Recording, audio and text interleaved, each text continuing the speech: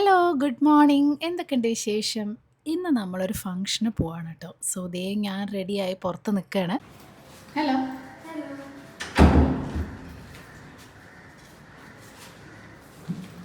All set.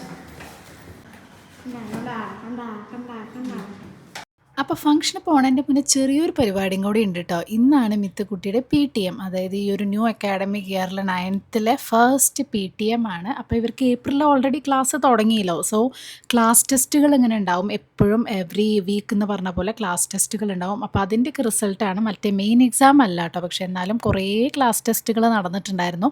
അപ്പോൾ അതിൻ്റെയൊക്കെ റിസൾട്ടും പിന്നെ ക്ലാസ് ടീച്ചറെ പരിചയപ്പെടാനും അങ്ങനെയൊക്കെയുള്ള ഒരു ദിവസമാണ് ഈ PTM എന്ന് പറയുന്നത്. അപ്പം മിത്തുവിൻ്റെ മാർക്കൊക്കെ നോക്കുമായിരുന്നു. അപ്പോൾ മാർക്കൊക്കെ അടിപൊളിയാണ്, പറയേണ്ട ആവശ്യമൊന്നുമില്ല. ഹിന്ദിയിലാണ് കുറച്ചൊരു ഇതുള്ളത് കേട്ടോ. അപ്പോൾ സാധാരണ CBSEക്കാളും കുറച്ചും കൂടെ എളുപ്പമാണ് ICSE ഹിന്ദി എന്നൊക്കെ പറയും. പക്ഷെ ഒന്നുമല്ല, ഒരക്ഷരം മനസ്സിലാവില്ല. ഭയങ്കര ടഫാണ്. പിന്നെ മിഥുന് പൊതുവേ ഹിന്ദി അങ്ങനെ വായിച്ചുള്ള ഒരു സംഭവമൊന്നും പ്രത്യേകിച്ചില്ല. ഇംഗ്ലീഷാണ്, ലിറ്ററേച്ചറാണ് ആളുടെ ഫേവറേറ്റ് സബ്ജക്റ്റ്. അപ്പോൾ അതൊക്കെ ഇത് മിത്തുക്കുട്ടിയുടെ ക്ലാസ്സും കാര്യങ്ങളും. നമുക്ക് പൊതുവേ ഈ ഒരു PTM ഇങ്ങനത്തെ സമയങ്ങളിൽ മാത്രമാണ് സ്കൂളിൽ ടീച്ചേഴ്സും ബാക്കിയുള്ളവരൊക്കെ ആയിട്ട് നമുക്ക് ഇൻട്രാക്ട് ചെയ്യാൻ പറ്റുള്ളൂ. അല്ലെങ്കിൽ നമുക്ക് കുറേ പരിപാടികളൊക്കെ ഉണ്ട്. സർവീസ് റിക്വസ്റ്റൊക്കെ അയച്ച് കുറേ കടമ്പകൾ കിടക്കണം ടീച്ചറൊക്കെ ആയിട്ട് ഇൻട്രാക്ട് ചെയ്യണമെങ്കിലും കാര്യങ്ങൾക്കൊക്കെ ആയിട്ട്. അപ്പോൾ അതുകൊണ്ട് PTM ഒരിക്കലും മിസ്സാക്കാറില്ല. അപ്പം ഇന്ന് ഫുൾ ഡേ നമുക്ക് ശരിക്കും പറഞ്ഞൊരു പരിപാടികളാണ് നമ്മൾ ഫിക്സ് ചെയ്തിട്ടുള്ളത്. ധാനയിലാണ് നമുക്ക് ഫംഗ്ഷൻ. അപ്പോൾ അവിടെ തന്നെ രംഷേട്ടൻ്റെ ഒരുപാട് ഫ്രണ്ട്സും ഒക്കെ ഉണ്ട്. അപ്പോൾ കുറേ കാലമായി നമ്മൾ ഓഫീസിലുള്ള ഫ്രണ്ടിൻ്റെ വീട്ടിലേക്ക്, അവർ നമ്മുടെ വീട്ടിലേക്കൊക്കെ വന്നിട്ടുണ്ട്. നമ്മൾ ഡിന്നറും കാര്യങ്ങളൊക്കെ സെറ്റാക്കിയിട്ടൊക്കെ ഉണ്ടായിരുന്നു. അപ്പോൾ നമ്മൾ അവരുടെ വീട്ടിലേക്ക് കുറേ കാലമായി അവർ വിളിക്കുന്നു. അപ്പോൾ അവിടേക്ക് പോകണം. അപ്പോൾ ആദ്യം ഈ ഒരു ഫംഗ്ഷൻ കഴിഞ്ഞ് ഭക്ഷണമൊക്കെ കഴിച്ച് പിന്നെ ഈവനിങ് ആകുമ്പോഴേക്കും അവരെ വീട്ടിൽ പോകാം എന്നൊക്കെ പറഞ്ഞു. അങ്ങനെ ഞങ്ങൾ പ്രശാന്ത് കോർണറിൽ വന്നിരിക്കുകയാണ് കേട്ടോ. അപ്പോൾ മിത്തുക്കുട്ടിക്ക് ഈ ഗേവർ വേണമെന്ന് പറഞ്ഞിട്ട് നമ്മൾ ജയ്പൂർ പോയി ഈ ഒരു സാധനം കഴിച്ചതിന് ശേഷം ഭയങ്കര ഫാനാണ്. അതും പ്രശാന്ത് കോർണറിലാണ് ഒരു ഒത്തൻറ്റിക് ടേസ്റ്റ് കേട്ടോ. നമുക്ക് ആ ഒരു ജയ്പൂർ കഴിച്ചിട്ടുള്ള ആ ഒരു ടേസ്റ്റ് ഫീൽ ചെയ്തിട്ടുള്ളത്. ഇവിടെയൊക്കെ വന്നു കഴിഞ്ഞാൽ ഏറ്റവും ഗുണം എന്താണെന്ന് പറഞ്ഞാൽ ഇഷ്ടംപോലെ സാധനങ്ങൾ നമുക്ക് ടേസ്റ്റ് ചെയ്യാൻ തന്നെ കിട്ടും. പക്ഷേ ടേസ്റ്റ് ചെയ്ത് കഴിഞ്ഞാൽ ആരായാലും വാങ്ങും കേട്ടോ. അത്ര അടിപൊളി ടേസ്റ്റും കാര്യങ്ങളൊക്കെ. ഇനിയിപ്പോൾ ഗണപതിയായ മോദക്കിൻ്റെ ഒരു കളിയായിരിക്കും. അങ്ങനെ അതൊക്കെ ഞങ്ങളിങ്ങനെ നിറയെ സാധനങ്ങളൊക്കെ വാങ്ങി. നമ്മളിപ്പോൾ നല്ല രസമാട്ടോ റോഡ് കാണാൻ, കാരണം മഴ കാരണം അടിപൊളിയാണ്. അങ്ങനെ നമ്മൾ ഫ്രണ്ടിൻ്റെ വീട്ടിലെത്തി. നമ്മുടെ ഫംഗ്ഷനൊക്കെ കഴിഞ്ഞ് ഭക്ഷണമൊക്കെ കഴിച്ച് ഒരു 3 മണിയൊക്കെ ആകുമ്പോൾ ടീ ടൈം ആകുമ്പോഴാട്ടോ ഫ്രണ്ടിൻ്റെ വീട്ടിലെത്തിയത്. നമ്മൾ ഒരാളുടെയും വീഡിയോസോ ഫോട്ടോസോ ഒന്നും തന്നെ എടുത്തിട്ടില്ല. കാരണം ഒരു പ്രൈവസി എന്നുള്ള ഒരു രീതിയിൽ ആലോചിച്ചിട്ട് അങ്ങനെ ആരും തന്നെ എടുത്തിട്ടുണ്ടായിരുന്നില്ല. ഇത് നമ്മൾ വന്നപ്പോൾ മുതൽ ഇങ്ങനെ ഓരോന്നായിട്ട് ഉണ്ടാക്കി തരണം. അപ്പോൾ എനിക്ക് ഈ ഒരു മഴയും ഈ ഒരു ഫീലും ഫിൽറ്റർ കോഫിയും അടിപൊളി ഫിൽറ്റർ കോഫി ആയിരുന്നു കേട്ടോ. അപ്പോൾ ഈ ഒരു ഒത്തൻറ്റിക് ആയിട്ടുള്ള ഈ ഒരു കപ്പിലായിരുന്നു ഫിൽറ്റർ കോഫി.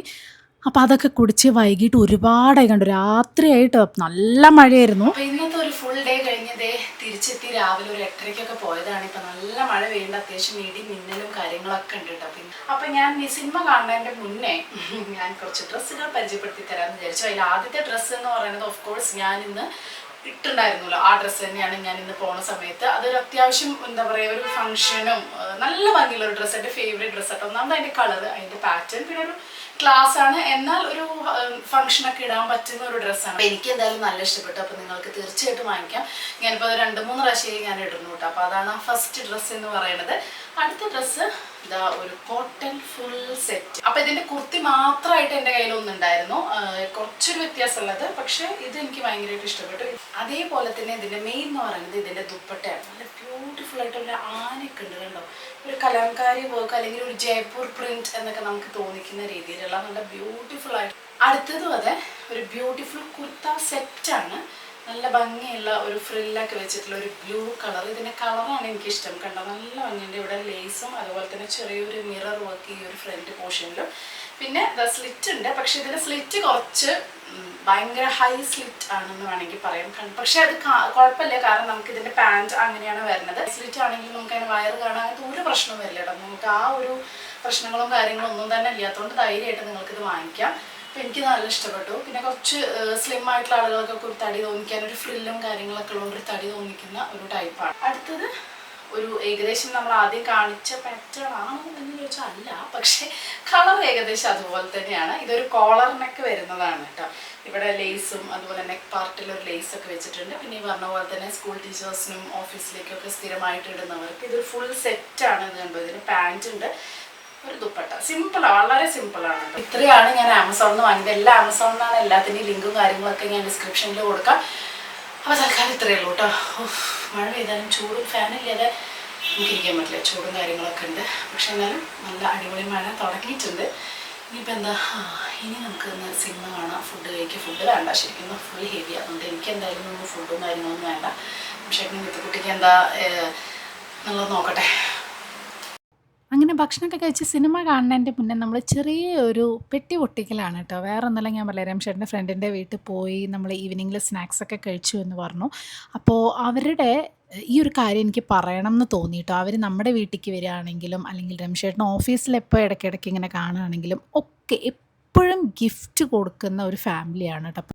അപ്പം ഞങ്ങൾക്ക് 3 പേർക്കും ഗിഫ്റ്റ് ഉണ്ടായിരുന്നു. അത് 3 പേരുടെയും ഇഷ്ടങ്ങൾ മനസ്സിലാക്കിയിട്ടുള്ള ഗിഫ്റ്റ് എന്ന് പറയുന്നത് ഭയങ്കര കഴിവാണല്ലേ. അപ്പോൾ എന്നെയൊക്കെ ഒരു പ്രാവശ്യം കണ്ടിട്ടുള്ളൂ, മിത്തുക്കുട്ടീനെ ആണെങ്കിലും ഇപ്പോൾ ഞങ്ങൾ 2ാമത്തെ പ്രാവശ്യമാണ്. അപ്പോൾ അവരവരുടെ ഇഷ്ടത്തിനനുസരിച്ച് ഗിഫ്റ്റ് എന്നുള്ളതൊരു ഭയങ്കര ക്വാളിറ്റിയാണ്. അതുകൊണ്ട് എനിക്കിതിവിടെ കാണിക്കണമെന്നും പറയണം തോന്നി. കാരണം രംഷേട്ട് എപ്പോഴും പറയണതാണ്, ഈ ഒരു ഫ്രണ്ടിൻ്റെ കയ്യിൽ നിന്നാണ് ഈ ഒരു ക്വാളിറ്റി എടുക്കാൻ നോക്കണം. പക്ഷെ ഒരിക്കലും അത്ര ഇതിൻ്റെ ഒരു 7 അയലത്ത് പോലും നമുക്ക് ആവാൻ പറ്റില്ല എന്നറിയാമെന്ന് എപ്പോഴും രംഷേട്ടൻ പറയും. എന്നാലും നമ്മളെ കൊണ്ട് പറ്റുന്ന പോലെ, അതായത് വേറൊരാൾക്ക് ഗിഫ്റ്റ് ചെയ്യുക എന്നുള്ളതൊരു ഭയങ്കര കഴിവ്. അതും എക്സ്പെൻസീവ് ഗിഫ്റ്റ് ആവണമെന്നൊന്നുമില്ല, വളരെ കുട്ടി കുട്ടി ഗിഫ്റ്റ്. അപ്പോൾ ആളെപ്പോഴും ട്രാവൽ ചെയ്യണതാണ് കേട്ടോ. എപ്പോഴും ഇങ്ങനെ ട്രാവലിങ്ങുള്ളതായ കാരണം വീട്ടിൽ ചെന്നപ്പോൾ ഒരു റാക്ക് മുഴുവൻ പല സ്ഥലങ്ങളിൽ നിന്നും കൊണ്ടുവന്ന സാധനങ്ങൾ. അപ്പോൾ അത് എന്തിനാണെന്ന് ചോദിച്ചപ്പോൾ വൈഫ് പറയുക, ആരെങ്കിലും വീട്ടിലേക്ക് വരുമ്പോഴോ ഒക്കെ ഇതുപോലെ ക്യാബിനിലും ഉണ്ടാവും എന്ന് എപ്പോഴും രംഷേട്ടൻ പറയും. അപ്പോൾ ആരെങ്കിലും ഇതുപോലെ കാണാൻ വരുമ്പോൾ അവർക്ക് ആ സാധനങ്ങൾ ഗിഫ്റ്റ് ചെയ്യുക. അതിന് പുറമേ വാങ്ങിയിട്ട് ഗിഫ്റ്റ് ചെയ്യും. പക്ഷെ എപ്പോഴും നമ്മൾ കൈ വെറുതെ ഇരിക്കില്ല, അതായത് ഒന്നും ഇല്ലാതിരിക്കില്ല എന്ന് പറയില്ല, അതുപോലെ എപ്പോഴും വീട്ടിൽ ഒരുപാട് സാധനങ്ങൾ ഗിഫ്റ്റ് കൊടുക്കാൻ വേണ്ടി മാത്രം ഇങ്ങനെ സ്റ്റോക്ക് ചെയ്ത് വെക്കുത്രേ. അപ്പോൾ അതൊരു ഭയങ്കര നല്ല ക്വാളിറ്റി അല്ലേ. വേറൊരാളൊക്കെ എന്തെങ്കിലും കൊടുത്ത് അയാളെ സന്തോഷിക്കുക എന്നുള്ളത് കുട്ടി സാധനമാണെങ്കിലും. അപ്പോൾ രംഷേട്ടനും എപ്പോഴും ഇപ്പോൾ അത് ട്രൈ ചെയ്യും. അപ്പോൾ ഈ ഒരു ഫ്രണ്ടിൻ്റെ കയ്യിൽ നിന്നാണ് ഈ ഒരു ക്വാളിറ്റി പഠിച്ചത് എന്ന് എപ്പോഴും പറയും കേട്ടോ. അപ്പോൾ നമുക്ക് ഇങ്ങനത്തെ നല്ല നല്ല ഫ്രണ്ട്സൊക്കെ ഉണ്ടാകുമ്പോൾ ഒരുപാട് നല്ല കാര്യങ്ങൾ അല്ലേ. നമുക്ക് എപ്പോഴും അതായത് നമ്മൾ വല്ലപ്പോഴും കൊടുക്കും എന്നല്ലാതെ എവറി ടൈം കൊടുക്കുക എന്നുള്ളത് ഒരു ഭയങ്കര ക്വാളിറ്റിയാണ്. അപ്പോൾ അതിവിടെ പറയണം തോന്നി. നെക്സ്റ്റ് ഡേ ആണ് ഇത്.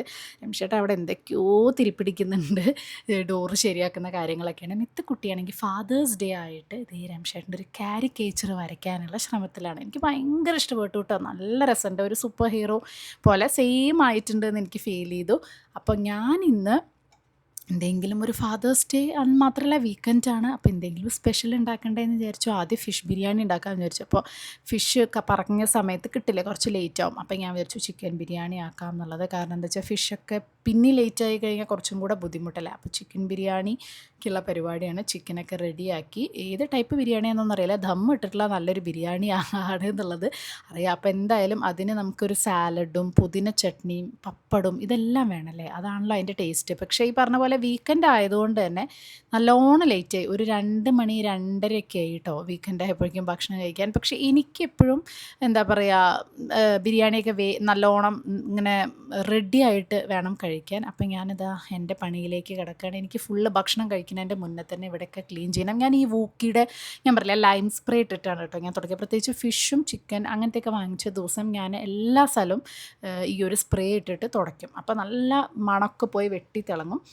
നമ്മുടെ ബിരിയാണി അടിപൊളിയായിരുന്നു. ഞാൻ ഉണ്ടാക്കിയോണ്ട് പറയല്ല, നല്ല ടേസ്റ്റ് ഉണ്ടായിരുന്നു, നല്ല മണമായിരുന്നു, ഒക്കെ ഉണ്ടായിരുന്നു. പക്ഷേ ഞാൻ ഈ പറഞ്ഞ പോലെ ബിരിയാണി ഒരു 3-4 മണിക്കൂറെങ്കിലും വെച്ചിട്ട് കഴിക്കുമ്പോഴാണ് അതിൻ്റെ ഒരു ടേസ്റ്റ്. എന്നിട്ടത് ഓവനിൽ ചൂടാക്കി കഴിക്കുമ്പോഴല്ലോ അടിപൊളിയാണ്. അതിങ്ങനെ ഇപ്പം കഴിക്കുന്നത് എങ്ങനെയാണെന്ന് വെച്ചാൽ ഭയങ്കരമായിട്ട് ചൂടോട് കൂടിയിട്ടാണ്. പക്ഷേ ബിരിയാണി ഒരിക്കലും അങ്ങനെ കഴിക്കരുത് എന്നാണ് എനിക്ക് തോന്നിയിട്ടുള്ളത്. നിങ്ങൾക്ക് എന്താ തോന്നുന്നത് പറയട്ടെ. കാരണം അപ്പോൾ അതിൻ്റെ ഫുൾ മസാല പിടിക്കില്ല. എന്നാലും വേണ്ടില്ല, നല്ല ടേസ്റ്റ് ഉണ്ടായിരുന്നുകൊണ്ട് കഴിച്ചു എന്ന് മാത്രം. പക്ഷേ ഇത് രാത്രിക്ക് അടിപൊളിയായിരിക്കും. ഞാൻ എപ്പോഴും അങ്ങനെയാണ് ചെയ്യാറ്. രാത്രി അത് കഴിക്കുമ്പോൾ അയ്യോടാ എന്ത് ടേസ്റ്റാണ് രാത്രിയും തോന്നും. പക്ഷേ നമ്മൾ കുറച്ച് നേരത്തേക്ക് എണീറ്റ് കാര്യങ്ങളൊക്കെ ചെയ്താലാണല്ലോ ഇങ്ങനെയൊക്കെ കഴിക്കാൻ പറ്റുള്ളൂ. ഇത് ഈ 2 മണിക്ക് ഉണ്ടാക്കി 2:30 കഴിക്കുക എന്ന് പറയുമ്പോൾ ഈ ഒരു ടേസ്റ്റൊക്കെ പ്രതീക്ഷിച്ചാൽ മതി. അതിനുശേഷം രംഷേട്ടന് ചെറിയ സർപ്രൈസ് കൊടുക്കാൻ വിചാരിച്ചു. ഇത് ഐസ്ക്രീം കേക്ക് ഞാൻ വാങ്ങിയതാണ് കേട്ടോ. എൻ്റെ ഫേവറേറ്റാണ് ഐസ്ക്രീം കേക്ക്.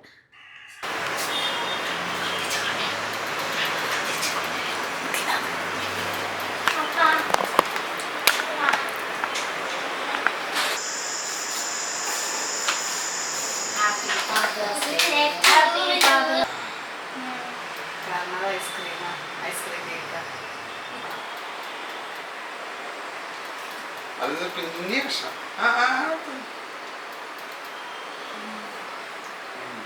Super.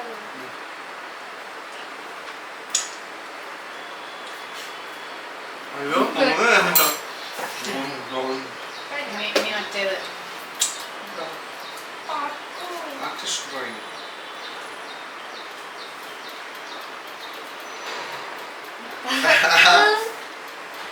ഓ അയ്യോ